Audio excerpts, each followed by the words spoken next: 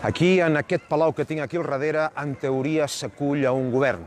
Per hores d'ara difícilment pot haver cap català que pensi que aquí dins hi ha persones amb una mínima sensibilitat i amb un mínim coneixement per dirigir una societat en els moments de crisi monumental com la que vivim.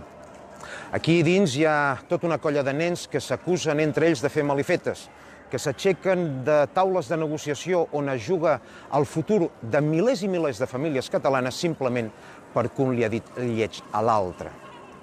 O també simplement són nens que es barallen per una joguina en forma de paga mensual. Però aquestes criatures tan mesquines també poden arribar a ser freds buròcrates i envien a la misèria a milers d'empreses i de treballadors catalans, tot tancant-los-hi la seva activitat. Però, esclar, a ells això poc els preocupa perquè saben que després del 14 de febrer ells mantindran el sou com si no passés absolutament res.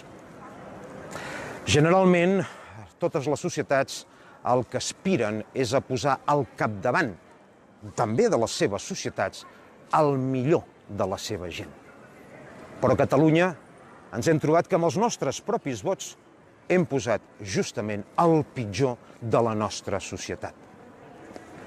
A Catalunya el que tenim dirigint el nostre futur són persones absolutament insensibles i sense cap capacitat per interpretar i empatitzar amb les víctimes d'aquesta societat.